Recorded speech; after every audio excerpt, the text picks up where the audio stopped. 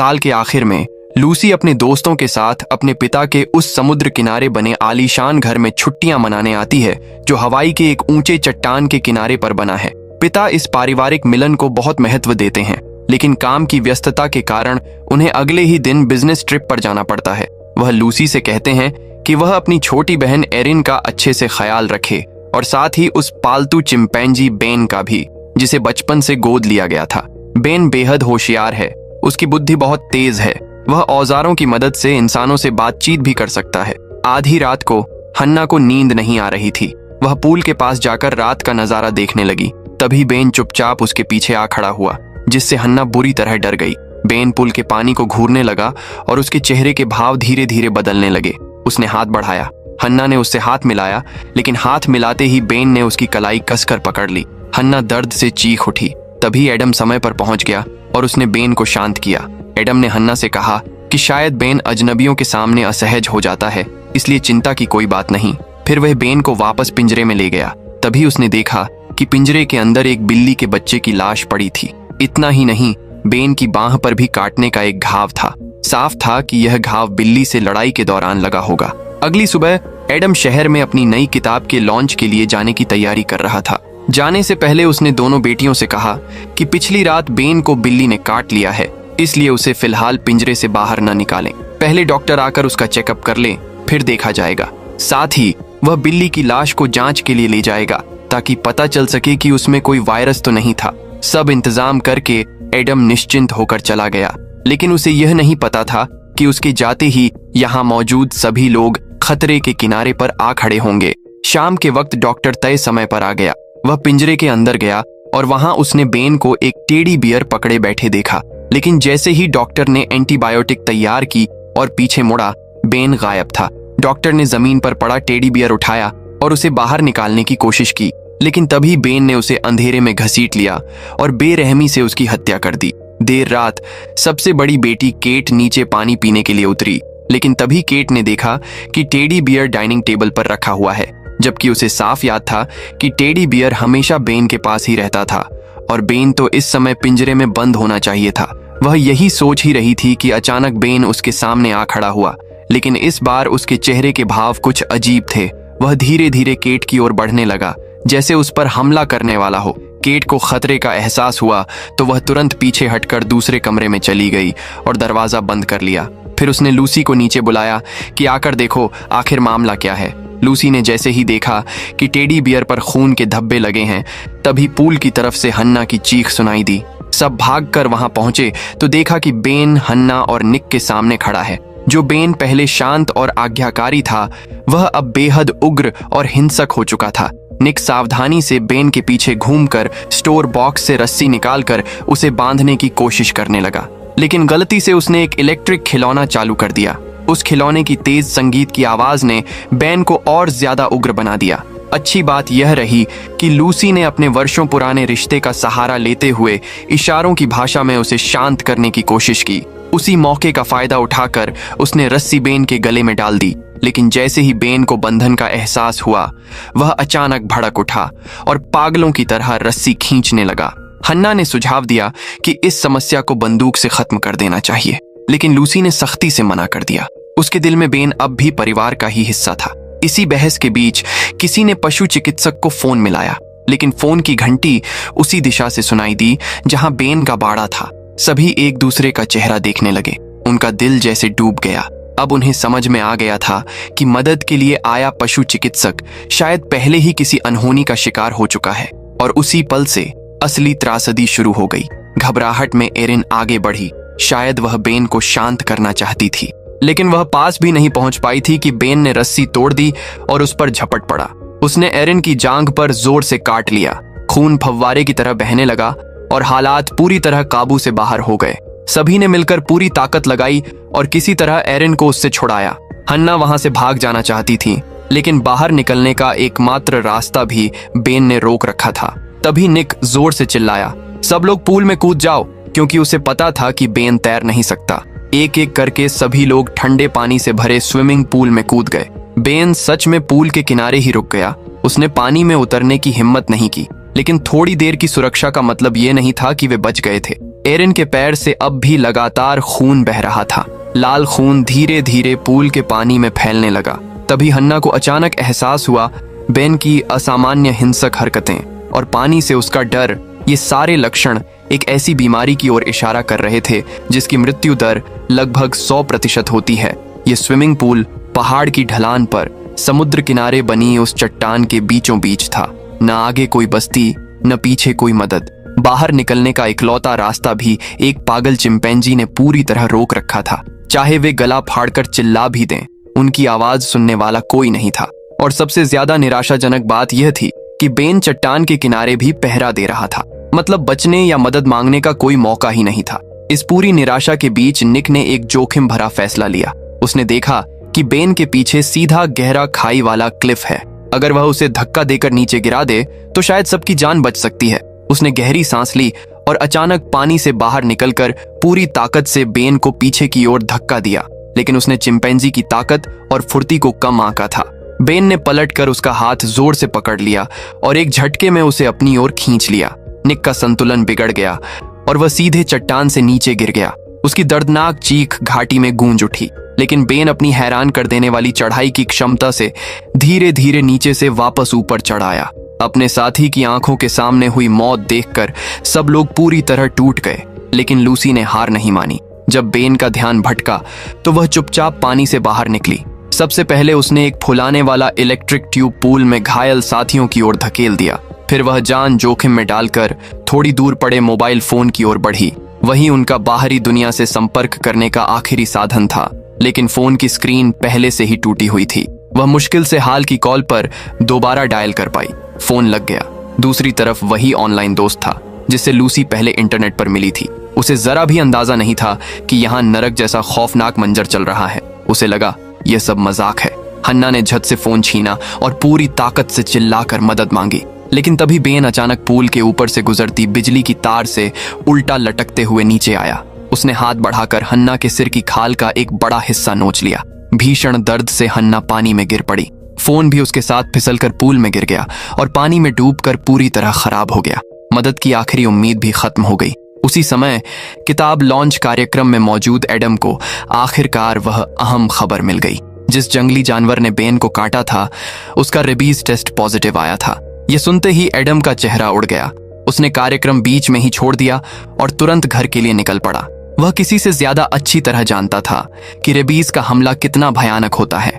इधर विला में लूसी और केट ने लंबे इंतजार के बाद देखा कि बेन फिलहाल पूल के किनारे से हट गया है। उन्होंने हिम्मत जुटाई और चुपके से बाहर निकलकर विला के अंदर वापस घुस गईं ताकि कोई काम का फोन ढूंढ सकें। किस्मत से उन्हें लिविंग रूम के कोने में चार्जिंग पर लगा एक फोन मिल गया। लेकिन जैसे ही लूसी उसे उठाने लगी उसका पैर गलती से टीवी के रिमोट पर पड़ गया। अचानक स्क्रीन जल उठी और तेज आवाज गूंजने लगी। इस आवाज ने सीधे बेन को सतर्क कर दिया। दोनों के तो डर के मारे प्राण ही सूख गए। दोनों तुरंत पास के स्टोर रूम में छिप गईं। सांस तक लेने की हिम्मत नहीं हो रही थी। बेन लिविंग रूम में आया। अचानक जल उठी टीवी की स्क्रीन ने उसे और भड़का दिया। वह पूरे हॉल में पागलों की तरह तोड़फोड़ करने लगा। छोटे से स्टोर रूम में दोनों एक दूसरे से चिपकी हुई बाहर की आवाजें सुन रही थीं। उनका दिल जैसे सीने से बाहर निकलने वाला था। बेन धीरे धीरे स्टोर रूम के दरवाजे तक आया और अंदर झांकने लगा। शायद अंदर बहुत अंधेरा था इसलिए उसे वे दिखाई नहीं दी और वह वहां से चला गया। वह वापस टीवी के पास गया और उसे बुरी तरह पीटने लगा। डरी हुई लड़कियां घबरा गईं और अनजाने में अलमारी के अंदर रखा एक डिब्बा गिरा बैठीं। जोरदार आवाज ने उनकी छिपने की जगह का भेद खोल दिया। बेन दहाड़ता हुआ वापस दरवाजे पर आया और जोर जोर से दरवाजा तोड़ने लगा। दोनों स्टोर रूम के सबसे पीछे दुबक गईं। सिर्फ एक पतली प्लास्टिक शीट ही उन्हें बेन से अलग कर रही थी। शायद उसकी नजर कमजोर पड़ गई थी या फिर रेबीज ने उसकी समझ को प्रभावित कर दिया था। कुछ देर उथल पुथल मचाने के बाद वह वहां से चला गया। लेकिन मुसीबत ज्यादा देर दूर नहीं रहती। जैसे ही लूसी दोबारा उस फोन को लेने की कोशिश करने लगी बेन पहले से घात लगाए बैठा था। लगता था इस जानवर की बुद्धि सच में बहुत तेज थी। वह अचानक उछलकर लूसी पर टूट पड़ा और पागलों की तरह मुक्के बरसाने लगा। केट ने हिम्मत दिखाते हुए पीछे से बेन पर हमला किया। तब जाकर लूसी बच पाई। दोनों किसी तरह गिरती पड़ती बाहर भागी और कांच का दरवाजा बंद कर दिया। कुछ पल तक तनाव भरा सन्नाटा रहा। फिर बेन अचानक शांत हो गया। वह सिर टेढ़ा करके कांच के पार खड़ी दोनों को घूरने लगा। जैसे उनके डर का मजा ले रहा हो। कुछ ही सेकंड बाद वह पीछे हटा, दौड़ लगाई और जोर से कांच के दरवाजे पर टकराया। दरवाजा चकनाचूर हो गया। भागते समय केट का पैर फिसल गया और वह सीढ़ियों से बुरी तरह नीचे गिर पड़ी। वह वहीं पड़ी रह गई, उठ भी नहीं पा रही थी। बेन धीरे धीरे सीढ़ियां उतरकर नीचे आया। लूसी की बेबस निगाहों के सामने उसने एक पत्थर उठाया और बार बार वार करके केट की बेरहमी से जान ले ली। अब अगला निशाना लूसी थी। बेन तेजी से उसके पीछे दौड़ा और उसे जोर से जमीन पर गिरा दिया।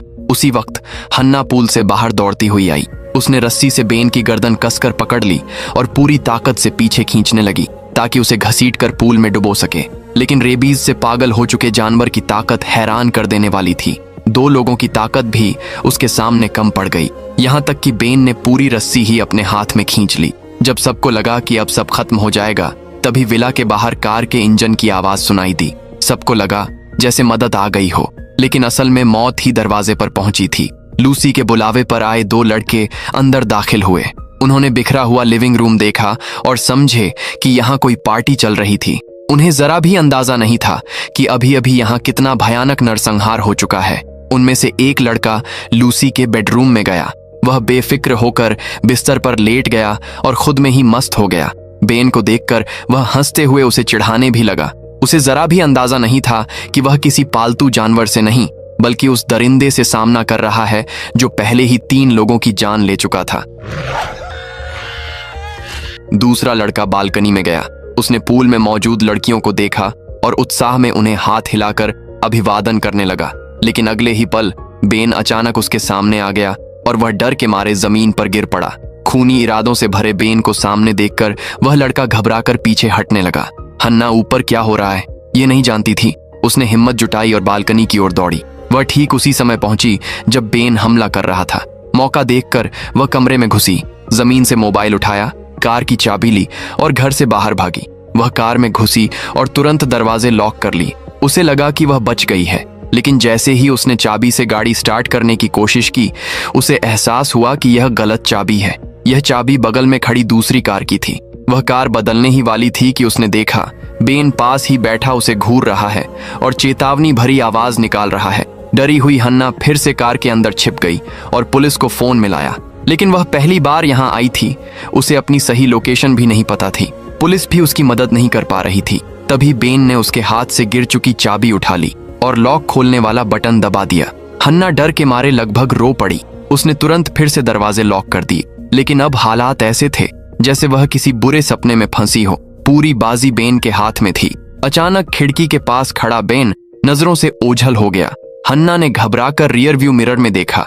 कार का पिछला डिक्की का दरवाजा खुल चुका था। यह पीछा किसी भी हमले से ज्यादा डरावना था। हन्ना की सांसें थम सी गईं। वह धीरे से कार का दरवाजा खोलकर भागने की कोशिश करने लगी, लेकिन बेन पहले ही उसके पास पहुंच चुका था। इधर विला के अंदर अब सिर्फ लूसी और उसकी घायल बहन एरिन बची थीं। बेन कहाँ गया उन्हें पता नहीं था। लूसी हिम्मत जुटाकर ऊपर गई। सीढ़ियों पर उसने अपनी सहेली की लाश देखी, लेकिन शोक मनाने का वक्त नहीं था। अगर उसने कुछ नहीं किया तो उसकी घायल बहन जिंदा नहीं बचेगी। लूसी बालकनी की ओर गई। ध्यान न देने की वजह से उसके पैर में कांच का टुकड़ा गहराई तक घुस गया, लेकिन उसने मुंह दबा लिया ताकि कोई आवाज न निकले। उसे नहीं पता था कि बेन कहाँ छिपा बैठा है। जैसे ही वह दर्द सहते हुए कांच का टुकड़ा निकाल रही थी, बेन अचानक उसके सामने आ गया। उसी क्षण बाहर से कार के हॉर्न की आवाज गूंजी। बेन मानो समझ गया कि कौन वापस आया है। वह लूसी को छोड़कर फिर से अंधेरे में गायब हो गया। बेन जानता था कि एडम सुन नहीं सकता, इसलिए उस पर अचानक हमला करना उसके लिए बिल्कुल आसान था। लेकिन लूसी भी समझ गई थी कि इस वक्त उसके पिता की हालत उससे भी ज्यादा खतरनाक है। वह तुरंत लिविंग रूम की ओर दौड़ी, लेकिन जैसे ही वह अंदर पहुंची, सामने बेन खड़ा था। बेन ने उसे पीछे धकेलते हुए लिविंग रूम में घेर लिया। लूसी मजबूर होकर सोफे के नीचे छिप गई। वह जितनी भी आवाज करती, एडम उसे सुन नहीं सकता था। कुछ पल के लिए रेबीज का असर थोड़ा कमजोर पड़ा और बेन जैसे थोड़ा शांत हुआ, लेकिन यह शांति ज्यादा देर नहीं टिकी। अचानक उसका उग्र रूप फिर लौट आया। उसने लूसी की उंगलियां लगभग तोड़ ही दी थीं। दर्द से तड़पकर लूसी के अंदर गुस्सा भड़क उठा। उसने सीधा अपना हाथ बेन के जख्म में घुसा दिया। वह दर्द कैसा रहा होगा, सोच पाना भी मुश्किल है। मौका मिलते ही लूसी फिर से सोफे के नीचे घुस गई, लेकिन बेन उसका पीछा नहीं छोड़ रहा था। उसी नाजुक पल में एरिन वहां पहुंच गई। उसने बेन को जोर जोर से गालियां दी और उसे उकसाया, फिर तुरंत भागने लगी। बेन भड़क उठा और सीधे एरिन पर झपट पड़ा। उसके तेज नाखूनों ने एरिन के शरीर पर गहरे घाव कर दिए। यह देखकर लूसी ने तुरंत बेन को खींचकर अलग किया और फिर उससे भिड़ गई, लेकिन ताकत में वह बेन के सामने टिक नहीं पाई। कुछ ही सेकंड में वह जमीन पर दबा दी गई। बेन ने अपनी उंगलियां लूसी के मुंह में डाल दी। अगर कोई मदद न करता तो शायद उसका जबड़ा टूट जाता। तभी सीटी की तेज आवाज गूंजी। एडम समय पर वहां पहुंच गया और उसने अपनी बेटी की जान बचा ली। लेकिन अब बेन सीटी की आवाज से काबू में आने वाला नहीं था। वह तो बस हैरान था कि इतना ताकतवर होने के बावजूद कोई उसे चुनौती देने की हिम्मत कैसे कर सकता है। अगले ही पल उसने एडम की जांघ पर काट लिया, फिर उसे जमीन पर गिराकर दबा दिया। लूसी ने देखा कि उसके पिता की जान खतरे में है। उसने पास पड़ी लोहे की फावड़ा उठाई और पूरी ताकत से बेन पर वार किया, लेकिन बेन का सिर पत्थर जैसा मजबूत था। फावड़ा ही टूट गया। बेन ने एक जोरदार थप्पड़ मारकर लूसी को दूर फेंक दिया। अपनी बेटी को चोट खाते देख एडम ने आखिरी ताकत जुटाई और फिर से बेन को पकड़ लिया, लेकिन वह फिर से उसके नीचे दब गया। उस राक्षसी चेहरे को देखकर लूसी को एहसास हुआ, काश उसने पहले ही हन्ना की बात मानकर गोली चला दी होती तो शायद यह सब न होता। इसी बीच एडम के हाथ के पास शराब की एक बोतल पड़ी थी। उसने बोतल उठाकर पूरी ताकत से बेन के सिर पर दे मारी, फिर टूटी हुई कांच की नोक सीधे उसके दिल में घोंप दी। कुछ ही पलों में बेन की सारी ताकत खत्म हो गई। बेन एक तरफ लुढ़क गया। सबको लगा कि यह डरावना सपना अब खत्म हो गया है, लेकिन अचानक बेन ने जैसे आखिरी ताकत बटोरी, फिर से उठ खड़ा हुआ और गुस्से से लूसी और उसके परिवार को घूरने लगा। अच्छी बात यह रही कि लूसी ने समय रहते देख लिया। उसने तुरंत अपने पिता और बहन को धक्का देकर पीछे किया और खुद बेन के साथ बालकनी से नीचे गिर पड़ी। बेन सीधे नीचे लगे नुकीले लकड़ी के खंभों पर जा गिरा। इस बार वह सच में हमेशा के लिए खत्म हो चुका था और लूसी को उसके पिता ने समय रहते पकड़ लिया, जिससे उसकी जान बच गई। पूरी रात चला यह शिकार और भाग दौड़, खून और निराशा से भरा यह आतंक आखिरकार खत्म हुआ। पुलिस के पहुंचने के बाद एडम और एरिन को तुरंत अस्पताल ले जाया गया। खुशकिस्मती से उनकी जान बच गई, लेकिन जो दोस्त कुछ समय पहले तक साथ हंस रहे थे वे हमेशा के लिए उस चट्टान वाले विला में ही रह गए। यहीं फिल्म खत्म होती है।